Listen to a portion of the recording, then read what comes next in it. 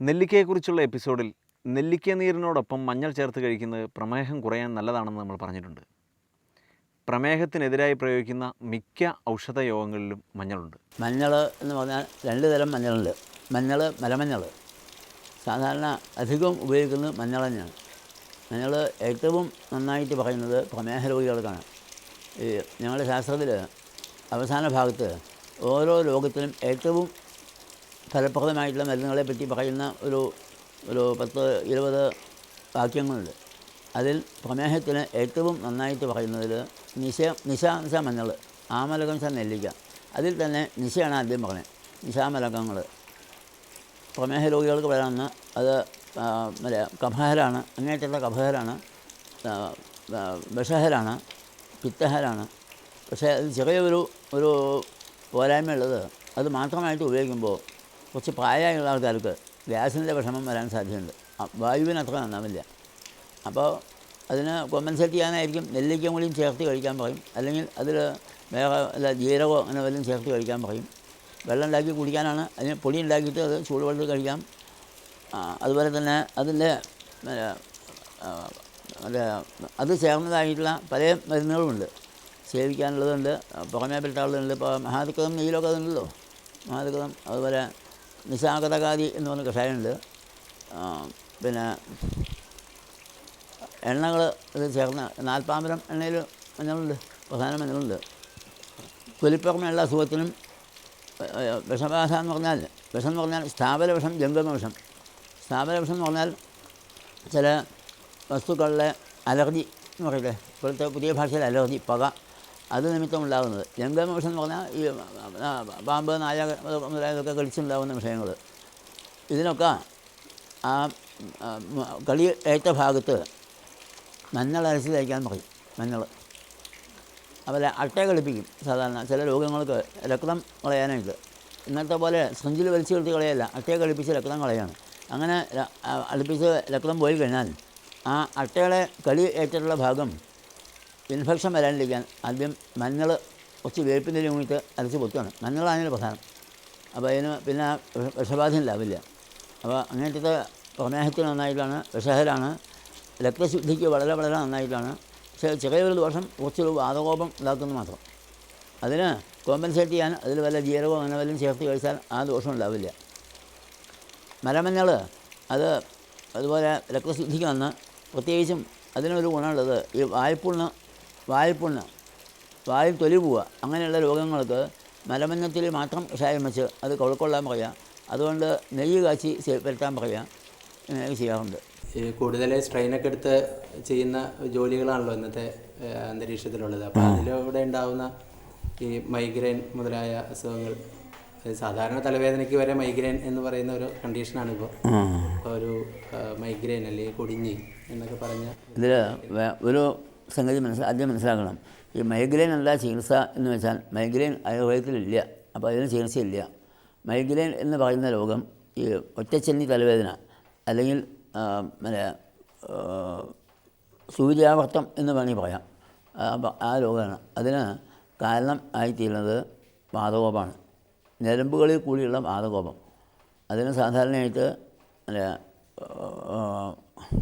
തലയ്ക്കിടക്കറായിട്ട് എണ്ണ തേക്കുക. അതുപോലെ ഉഴുന്ന് മുതലായുള്ള മരുന്ന് ആഹാരങ്ങൾ കഴിച്ച് അതിൻ്റെ മീതെ പാല് കഴിക്കുക. അതുകൊണ്ട് മാലിന്യ നസ്യം ചെയ്യുക, ശിരോപസ്തി ചെയ്യുക. ഇതൊക്കെയാണ് സാധാരണ ചെയ്യാറുള്ളത്.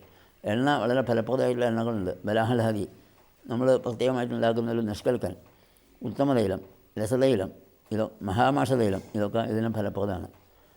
ഇതിൽ അങ്ങനെ ചോദിക്കുമ്പോൾ ഒരു വളരെ കാലം മുമ്പേ ഒരു പ്രായമായിട്ടുള്ള സ്വാമി, ഒരു അയ്യർ പാലക്കാട്ടിൽ നിന്ന് വന്നു. ഞാൻ ജനിച്ചിട്ടില്ല, അതിലൊക്കെ മുമ്പാണ്. എൻ്റെ മുത്തച്ഛനെ കാണാനായിട്ട് വന്നത്. അദ്ദേഹത്തിനുള്ള വിവരങ്ങളൊക്കെ പറഞ്ഞു. അപ്പോൾ അദ്ദേഹം ഒരു എളുപ്പ വഴി പറഞ്ഞു കൊടുത്തു. ബലാഹലാദി എണ്ണ തേച്ചോളൂ, അതിന് പുറമെ ഉഴുന്നുവളയുണ്ടാക്കി, നെയ്യിൽ ഉഴുന്നുവളയുണ്ടാക്കി കഴിച്ച് മീതെ പാല് കഴിച്ചാൽ മതി, വേറെ ഒന്നും വേണ്ട എന്ന് പറഞ്ഞ് അതിലെ പറഞ്ഞയച്ചു. വളരെ വേഗം 2-3 ആഴ്ച കൊണ്ട് ആളുടെ അസുഖം മാറി. അതിനോട് അത് പറയുന്നത് ഹൃദമക്തശരാലാത്ര ഉപവേ ദുഷ്ണമയോനുവ മാഷാൻ മുൽഗാൻ കുലർത്ഥാൻ വാദൽ ഖാദിൽ ഹൃദാൻ വിധാൻ എന്ന് പറയുന്നത് ആ യുക്തിയാണ് അദ്ദേഹം പറഞ്ഞത്. ഉഴുന്ന് വളരെ നന്നായിട്ടാണ്. ഉഴുന്ന വട നെയ്യിൽ, ഇന്നത്തെ പോലെ വെളിച്ചെണ്ണയിലും ഡാൽഡയിലും അല്ല, നെയ്യിലുണ്ടാക്കി കഴിക്കണം. ഈ ആർത്തവ ചക്രം ശരിയാവാത്തത് കൊണ്ട് ഈ അനപത്യത അല്ലെങ്കിൽ സന്താനോൽപാദനം നടക്കാതിരിക്കുക, ഈ ഇൻഫെർട്ടിലിറ്റി കണ്ടീഷനൊക്കെ വരിക. അപ്പോൾ ആ ഒരു അവസ്ഥയിൽ നമുക്ക് ആർത്തവ ചക്രം ശരിയാക്കാനുള്ള അത് അതിനെപ്പറ്റി പറയുകയാണെങ്കിൽ ഇങ്ങനെയൊന്നും പറഞ്ഞാൽ അവസാനിക്കുന്നു തോന്നില്ല. വളരെയധികം അനുഭവങ്ങളും അതിൻ്റെ കഥകളും പറയാനുണ്ട്. ഇന്നത്തെ കാലത്ത് അനപത്യത എന്ന് വരുന്ന രോഗികൾ, ഞാൻ ഒരു 10-20 കൊല്ലം മുമ്പേ, ഇപ്പോൾ 40-45 കൊല്ലത്തിന് മേലെയായി ഞാൻ പ്രാക്ടീസ് കഴിഞ്ഞിട്ട്, ഒരു 20 കൊല്ലം മുമ്പേ ഉള്ളതിനേക്കാൾ ഒരു 10 ഇരട്ടി അല്ല 100 ഇരട്ടി വർദ്ധിച്ചിട്ടുണ്ട്. അതിന് ഒന്നാമത്തെ കാരണം ഇന്നത്തെ ജീവിത രീതി. സ്ത്രീകൾക്ക് മെൻസസ് ആയിട്ടുള്ള സമയത്ത് അവർ ഇന്ന തരത്തിലുള്ള ആഹാരങ്ങളും വിഹാരങ്ങളും വേണമെന്ന് പറയുന്നത്, അതൊന്നും ലെവലേശം ആലോചിക്കാതെ ഉണ്ട്, തോന്നിയ പോലെ ഉള്ള അവരുടെ ജീവിത രീതിയാണ് ഒരു കാരണം. അതേസമയത്ത് പുരുഷന്മാരുടെ വിശ്രമമില്ലാത്ത ജീവിതം, അപഥ്യങ്ങളായിട്ടുള്ള ആഹാരങ്ങൾ, പുകവലി, മദ്യപാനം, ഇതൊക്കെ കാരണമാണ്. ഒരു ഭാഗം കൊണ്ട് മാത്രമാവില്ല, സ്ത്രീകളുടെയും പുരുഷന്മാരുടെയും കേടുവരും. ആർത്തവചക്രം ശരിയാവാതെ കൊണ്ട് വന്നാൽ അതിന് ഗർഭാശയത്തിൽ വായുകോപം ഉണ്ടാകാൻ സാധ്യതയുണ്ട്, അല്ലെങ്കിൽ വായുകോപം കൊണ്ട് ആർത്തവചക്രം ശരിയാവാനിരിക്കാൻ സാധ്യതയുണ്ട്. അങ്ങനെയുള്ള കേസുകളിൽ സംയോഗം കഴിഞ്ഞാൽ, പുരുഷനായിട്ടുള്ള ബന്ധപ്പെട്ട് കഴിഞ്ഞാൽ വീര്യം ഉള്ളിൽ തങ്ങി നിൽക്കാതെ കണ്ട് പുറത്തേക്ക് തള്ളി വരുന്ന ഒരു അസുഖങ്ങൾ ധാരാളം ആളുകൾ കാണാറുണ്ട്. അത് അധികപക്ഷം സ്ത്രീകളുടെ കേടുകൊണ്ട് മാത്രം വരുന്നതാണ്. അത് അവരുടെ ജീവിത രീതി, പ്രത്യേകിച്ചും മെൻസസ് ആയിട്ടുള്ള സമയത്ത് പാലിക്കേണ്ടതായിട്ടുള്ള ആചാരങ്ങളെന്നല്ല, ദിനചര്യകൾ പാലിക്കാതെ കൊണ്ട് വരുന്ന കേടാണ്. ഇന്നത്തെ കാലത്ത് വളരെയധികമാണ്. ഒരു ആഴ്ചയിൽ 1-2 കേസ് എൻ്റെ അടുത്ത് വരുന്നുണ്ട്, എനിക്കത് അനുഭവമുണ്ട്. ഈ അവസ്ഥയിൽ ചെയ്യാവുന്ന മരുന്നുകൾ ധാരാളമുണ്ട്. സ്ത്രീകൾക്കാണെങ്കിൽ മെൻസസ് ക്രമപ്പെടുത്താൻ, ഗ്യാസിൻ്റെ വിഷമം ഇല്ലാതിരിക്കാൻ എൻ്റെ അനുഭവത്തിൽ കൂടുതൽ ഫലപ്രദമായിട്ട് ഉണ്ടാക്കുന്നത് സപ്തസാരം കഷായം, ലാളിമാതി നെയ്യ്, സപ്തസാരം നെയ്യ്, രസവനാദി കഷായം, അഭയാരിഷ്ടം, പൂരീകാസവം, ദശമൂലഹരീതികി, ഇങ്ങനെയുള്ള മരുന്നുകൾ ഉള്ളിരിക്കുക.